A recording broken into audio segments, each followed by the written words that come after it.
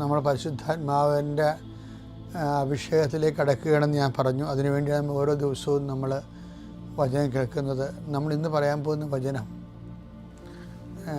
അറിവിൻ്റെ വരത്തെക്കുറിച്ചാണ്.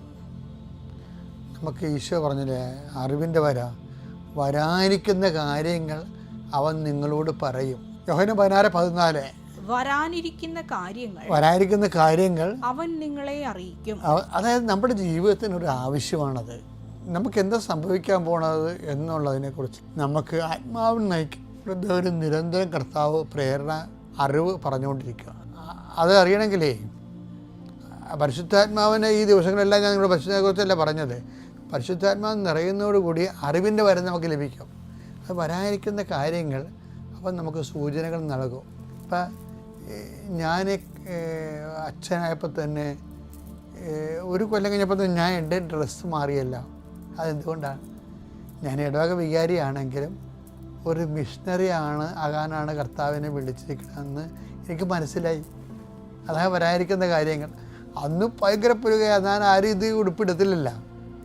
ഞാനിട്ടിട്ട് ഇന്നുവരെ മാറ്റിയിട്ടുമില്ല. കാരണം ഇന്ന് ഞാൻ മിഷണറിയായിട്ട് തന്നെ ഇടവകയെ ജോലിയും ശുശ്രൂഷയും മിഷണറി ഒരുമിച്ച് പോകാൻ പറ്റുമെന്നുള്ള ഒരു കാഴ്ചപ്പാടാണ് എൻ്റെ ജീവിതത്തിൽ എനിക്ക് മനസ്സിലായത്. അപ്പോൾ അത് പക്ഷേ കർത്താവ് എന്നെ കാണിച്ചു തന്നു. ഇനിയുള്ള ഇപ്പോൾ ആദ്യകാലങ്ങളിൽ ഭയങ്കര കളിയാക്കും ബുദ്ധിമുട്ടും ഒക്കെ ആയിരുന്നു. പിന്നെ ആരും എന്നെ മൈൻഡ് ചെയ്യാതെ അത് അത്ര അയാളുടെ പറഞ്ഞൊരു കാര്യമില്ല എന്നുള്ള രീതി പക്ഷേ എൻ്റെ ബോധ്യമായിരുന്നു ഇത്. കർത്താവിനെ അറിയാത്ത അറിയിക്കുകയാണ്, അറിഞ്ഞവരെ ആഴപ്പെടുത്തുകയാണ്. എൻ്റെ സുവിശേഷ വേലയുടെ പ്രേക്ഷിത വേല കൂടി ഇതിൻ്റെ ഭാഗമാണെന്നുള്ളത് കർത്താവ് പറഞ്ഞത്. അതാണ് അറിവിൻ്റെ വരവെന്ന് പറയുന്നത്. 1 കൊരിന്ത്യർ 2:14 ലൗകിക മനുഷ്യന് ദൈവാത്മാവിന്റെ ദാനങ്ങൾ ഭോഷത്വമാകയാൽ അവൻ അത് സ്വീകരിക്കുന്നില്ല. ഈ ദാനങ്ങൾ ആത്മീയമായി വിവേചിക്കപ്പെടേണ്ടവയാകയാൽ അവ ഗ്രഹിക്കാനും അവന് സാധിക്കുന്നില്ല. ആത്മീയ മനുഷ്യൻ എല്ലാ കാര്യങ്ങളും വിവേചിച്ചറിയുന്നു.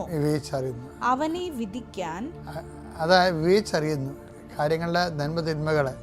ഇപ്പം എന്തിനു വേണ്ടിയാണ്, ഇപ്പം നമ്മൾ പറയത്തില്ലേ എന്തിനു വേണ്ടിയാണ് എന്നുള്ളതിനെക്കുറിച്ച് ഓരോ വിഷയം എന്തിനു വേണ്ടിയാണ് എന്താണെന്നുള്ള ഒരറിവുണ്ട്, എന്തിനു വേണ്ടിയാണെന്നുള്ളൊരു ജ്ഞാനമുണ്ട്.